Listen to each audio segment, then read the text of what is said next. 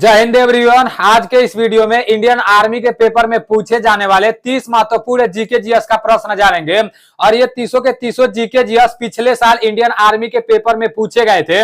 सिर्फ एक साल नहीं, जैसे 2019 में भी कुछ प्रश्न पूछे गए थे, 2018 में कुछ प्रश्न पूछे गए थे, 2017 में कुछ प्रश्न पूछे गए थे। तो उन्हीं में से मैं इकट्ठा करके 30 प्रश्न बनाया हूं।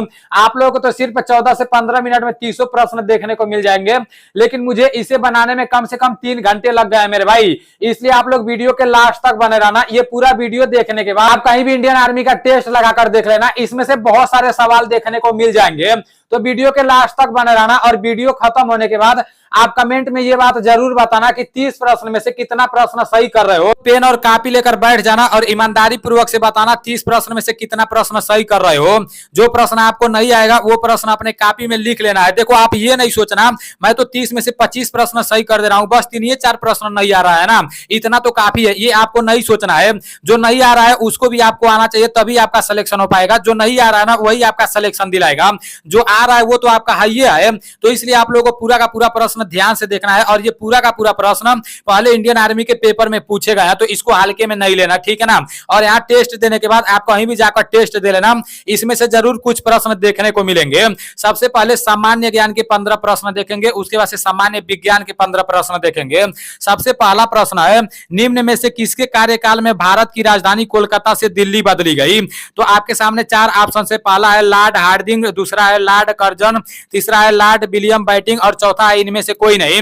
तो इसका राइट आंसर लॉर्ड हार्डिंग होगा, ठीक है ना। सबसे पहले दिन जब मैं जीके का प्रश्न बताया था तो उस दिन मैं आप लोगों को बताया था कि भारत की राजधानी कोलकाता से दिल्ली कब बदली गई? तो 1911 में, ठीक है ना। और किसके शासन में बदली गई? तो लॉर्ड हार्डिंग के शासन में, ठीक है ना। अब नेक्स्ट प्रश्न है, आंध्र प्रदेश के शास्त्रीय नृत्य का नाम क्या है? आपके सामने 4 ऑप्शन है। पहला है कथकली, दूसरा है कुचिपुड़ी, तीसरा है यक्षगान और चौथा है राउफ है। तो इसका राइट आंसर कुचिपुड़ी होगा, ठीक है ना। Kuchipudi is right answer. अब नेक्स्ट प्रश्न है, बांग्लादेश अपना स्वतंत्रता दिवस कब मनाता है? ये मोस्ट इंपोर्टेंट प्रश्न है, इसको आप लोग को याद कर लेना है। आपके सामने 4 ऑप्शन है, 14 अगस्त, 15 अगस्त, 26 मार्च और 2 जून। तो इसका राइट आंसर 26 मार्च होगा। 26 मार्च इज राइट आंसर। और पाकिस्तान अपना स्वतंत्रता दिवस कब मनाता है? तो 14 अगस्त को मनाता है, ये भी आप लोग को याद रखना है। और हिंदुस्तान अपना स्वतंत्रता दिवस कब मनाया जाता है? तो हिंदुस्तान में 15 अगस्त को मनाया जाता है, ये तो आप लोगों को पता ही होगा। नेक्स्ट प्रश्न है, हिंदी दिवस कब मनाया जाता है? देखो, ये सिंपल सादा प्रश्न दिखता है, लेकिन ये प्रश्न बहुत बार पूछा जाता है। कभी कभी पैरामिलिट्री फोर्स की जब भर्ती कराई जाती है तो उन सब पेपरों में भी ये प्रश्न पूछ लिया जाता है। और 2019 में बनारस यारों में जो इंडियन आर्मी का पेपर हुआ था, सेम यही प्रश्न पूछा गया था। आपके सामने 4 ऑप्शन है। पहला है 7 दिसंबर, दूसरा है 14 सितंबर, तीसरा है 5 सितंबर, चौथा है 10 दिसंबर। तो हिंदी दिवस 14 सितंबर को मनाया जाता है। 14 सितंबर इज राइट आंसर। अब आपके सामने नेक्स्ट प्रश्न है, पानीपत का तीसरा युद्ध किनके बीच हुआ था? आपके सामने 4 ऑप्शन है। पहला है बाबर और इब्राहिम लोदी, दूसरा है अकबर और हेमू, तीसरा है अहमद शाह अब्दाली और मराठा और चौथा है बाबर और राणा सांगा। तो पानीपत का तीसरा युद्ध अहमद शाह अब्दाली और मराठा के बीच हुआ था। देखो, ये भी बहुत मोस्ट इंपोर्टेंट प्रश्न है।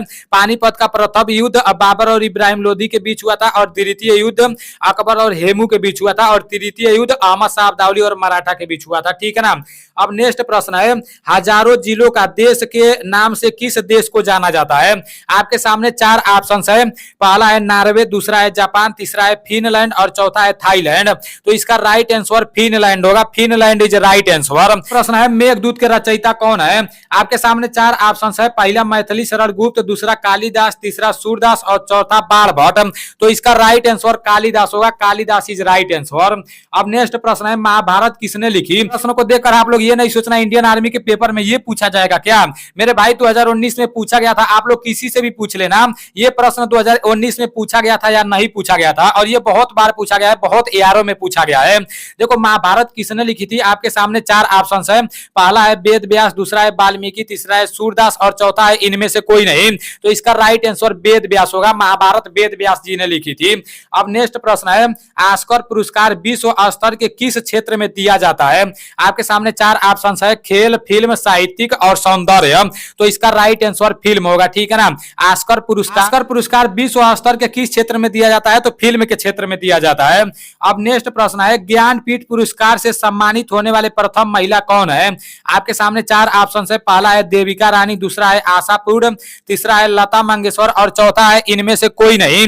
तो इसका राइट आंसर आशापूर्ण देवी होगा, आशापूर्ण देवी इज राइट आंसर।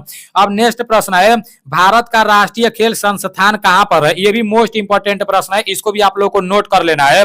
आपके सामने चार ऑप्शन है, पहला है दिल्ली, दूसरा है पटियाला, तीसरा है मुंबई और चौथा है कोलकाता। तो इसका राइट आंसर पटियाला होगा, Patiala is right answer. Bharat का राष्ट्रीय खेल संस्थान कहां पर है, पटियाला में है, ठीक है ना। अब नेक्स्ट प्रश्न है, क्रिकेट की पिच की लंबाई होती है, ये प्रश्न भी बहुत इंपॉर्टेंट है, ये भी बहुत बार पूछा गया है। आपके सामने चार ऑप्शन है, पहला है 20.12 मीटर, दूसरा है 20.5 मीटर, तीसरा है 23.12 मीटर और चौथा है 19.5 मीटर। तो इसका राइट आंसर पहला होगा 20.12 मीटर, ठीक है ना। देखो पॉइंट के बाद जितना भी अक्षर आता है उसको इस तरह से नहीं पढ़ा जाता है, 12 नहीं पढ़ा जाता है, 20 नहीं पढ़ा जाता है, मतलब एक एक अक्षर करके पढ़ा जाता है, ये तो आप लोग को पता ही होगा। अब नेक्स्ट प्रश्न है, पाकिस्तान का निर्माता किसे कहा जाता है। ये प्रश्न भी मोस्ट इंपोर्टेंट है और ऐसा प्रश्न आप लोग को जानना बहुत जरूरी है। आपके सामने चार ऑप्शन है, पहला है अब्दुल गफ्फार खान, दूसरा है मोहम्मद अली जिन्ना, तीसरा है लियाकत अली और चौथा है भट्टो। राइट आंसर मोहम्मद अली जिन्ना होगा। पाकिस्तान का निर्माता किसे कहा जाता है, मोहम्मद अली जिन्ना को कहा जाता है, ठीक है ना, Mohammad Ali Jinnah is right answer. अब नेक्स्ट प्रश्न है, देखो बहुत सारे लोग बोल रहे थे भाई आप कंप्यूटर का प्रश्न नहीं बताते हो, तो देखो कंप्यूटर का प्रश्न भी मैं डाल दिया हूं। यहाँ पर लिखा गया है कंप्यूटर का जनक किसे कहा जाता है, ये भी मोस्ट इंपोर्टेंट प्रश्न है, ये भी बहुत बार पूछा गया है। आपके सामने चार ऑप्शन है, पहला है चार्ल्स बेबेज, दूसरा है एलान यूनिंग और तीसरा है बिल गेट्स और चौथा है जॉन यूनिंग। तो इसका राइट आंसर चार्ल्स बेबेज होगा, ठीक है ना।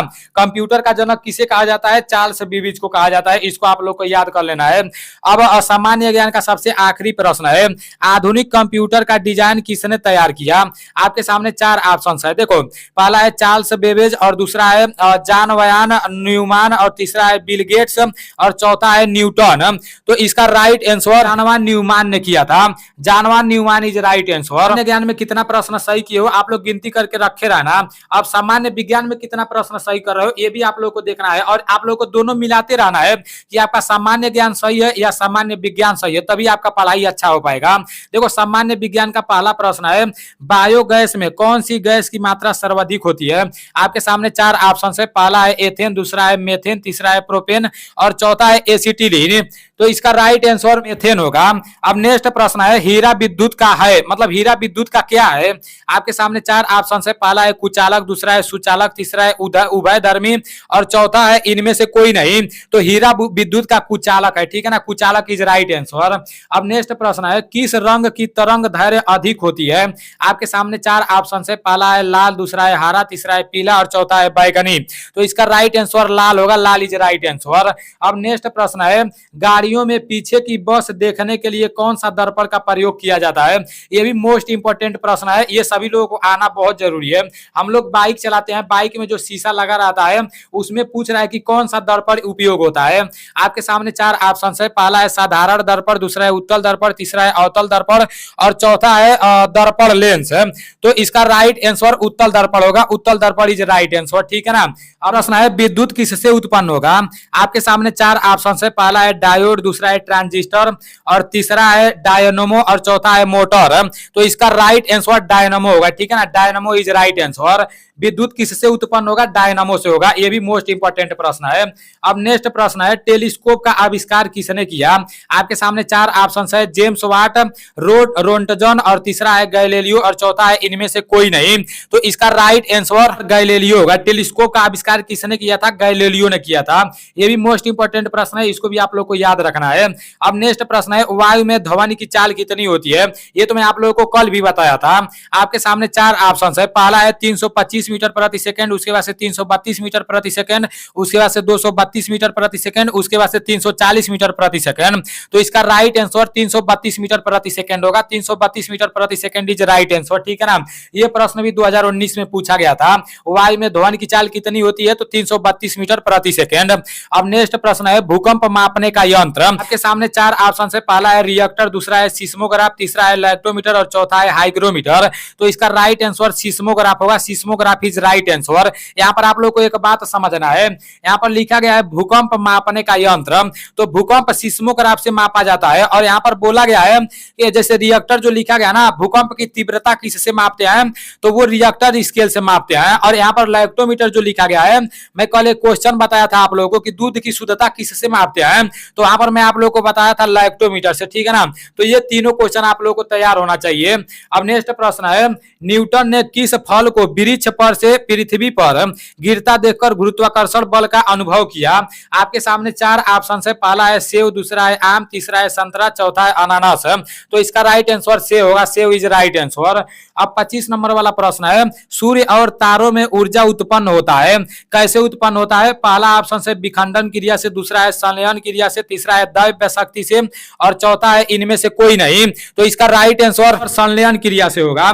तो इसको भी आप लोग को याद रखना है। अब सबसे हल्की धातु है, देखो ये मैं कम्युनिटी में भी डाला था, बहुत सारे लोग राइट आंसर भी दिए थे।